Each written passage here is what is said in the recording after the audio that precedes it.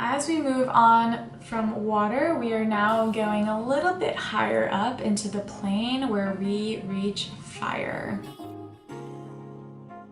Fire is where life excelled and truly where life is born out of passion. When you think fire, think of passion, think of love, think of creativity, all the things that really make you move quickly. Fire is a very fast-moving energy. Water is a little bit slower. So if you need to move out of a situation, if you need to rise up from a situation, harness fire. And let's talk about a few ways to do that. Of course, all my friends who are in the spiritual community, I know you have a candle or two. Please use them in your practices and please use them with intention. A lot of people might be listening to this video and thinking, okay, take a bath, drink some water. These are things I do every day, but how is that actually harnessing the element? Well, you have been intuitively doing it, but maybe you've been lacking a little bit of the intention behind it, putting your magic into the element that you're working with rather than just having the element work all of its magic on you. It's like a relationship. It's like we're building back and forth and creating something truly magical together. So, talking more about fire, like I said, burn a candle, burn a bonfire, burn a piece of paper that has things that you want to release and extinguish. You get where I'm going here. Fire is also extremely attached to movement, so if you don't have access to fire, move your freaking body. Move it fast, move it slow, move it wherever it wants to go. And I didn't mean for that to rhyme. But also fire allows us to tap into our confidence, into our leadership. You know, when we're embodying like our full masculine energy, when we're taking charge on things in our life. Being creative is humans' natural way, it's our natural being. So, and when we harness our creativity, we naturally become more confident. Confident people become leaders in their own sovereignty. You also don't have to just use actual fire in your practices. A great practice for you to be just to create something, just to draw, dance, sing, play, move. That is harnessing fire energy without actually needing to light a match to a flame. Another great way to tap into fire energy in your home is by opening the windows and allowing more light into your home. If you have curtains, open them. Harnessing the sun is how we also harness fire energy.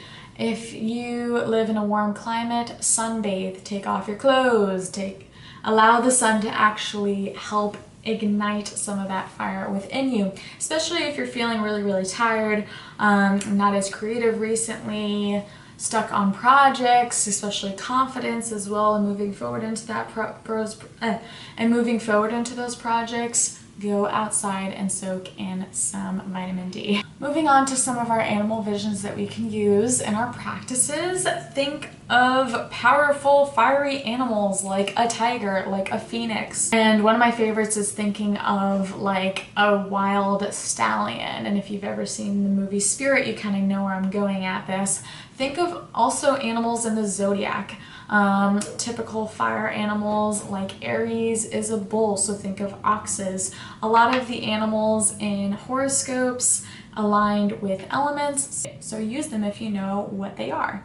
Another way to tap into fire energy is to tap into our inner goddess and do really wild and fearless stuff, like going rock climbing, going snowboarding, going skiing, doing all the things that are really fun, active, and adventurous.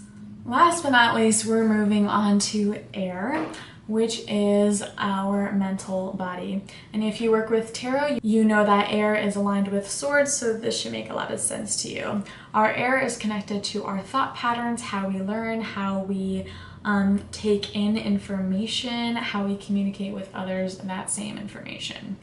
Air energy is really great to work on as a collective, understanding your community, understanding the country that you live in, its policies, and understanding ways to make change in your immediate life that can help extend to the outside world around you. When working with air energy, it's really amazing to open up windows to step outside, to take breaks, to allow fresh oxygen to truly move through your body. This will allow you to have new perspectives, new ideas, just new things to come in and to again clear your channel, and to move out old ideas, old thought patterns, old things that aren't serving to your highest good. So one of my favorite ways to bring air into my home is by actually bringing feathers that I find that are sent to me by my guides. They do it all the time, so I make an intention to pick them up and bring them home and display them in my home.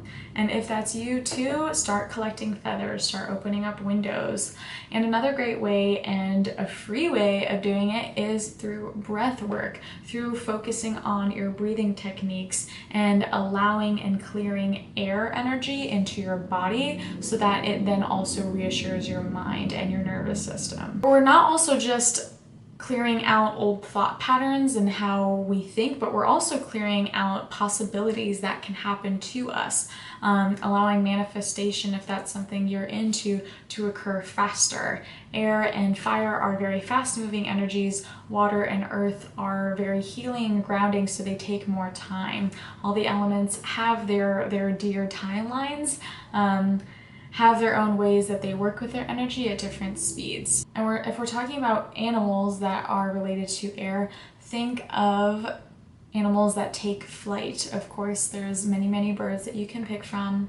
I also kind of like to think of the smaller woodland creatures as well as fairies. Another way to tap into air energy is by actually traveling and moving your body through different spaces and breathing in new air. Air in Florida feels very different than air in North Carolina or air in Washington state.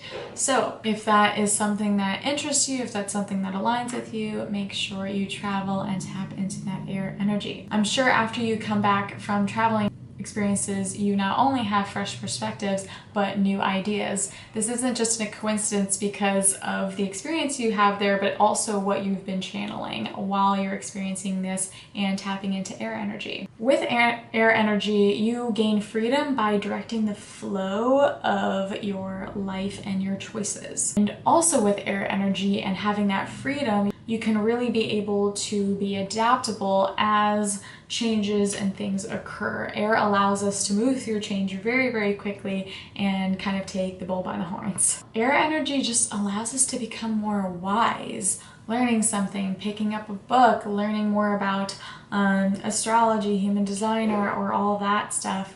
Whatever floats your boat, that's tapping into air energy. You're learning, you're bringing in new information into your mental body as you clear out old information that doesn't serve you. This is where change occurs, when you open your mind to new things and experiences, and this is where growth occurs. Okay, that was a lot. We went from earth, water, fire, and air and learned all these different practices and tangible ways to use them. Now I'm going to challenge you to go out and do these practices, or to go inward and do these practices. These practices can be free, or you can be really bougie with it and get a bunch of candles and aromatherapy stuff and put it in your bathtub and tap into some water energy. It's really up to you, which is the really fun part about working with the elements. And it works for everybody because we have been using them for thousands and thousands of years. Think way back to like Atlantis. Think about how our society has grown with the elements, what we have done to change and morph the elements and work with them as they work with us. I hope this inspired you today to feel the urge to connect with your guides, spirit, and to your own sovereignty by connecting with the elements. Leave a comment below letting me know which element that you've been practicing or which element you're really excited to practice more. I would love to chat about it. If you loved the information you received today and you want to support my small business, it would be really amazing if you liked and subscribed to this channel. If you're interested in working with me privately, I have one-on-one sessions and programs on my website. I hope you have an amazing day and you allow all these elements to move through you with peace and freedom.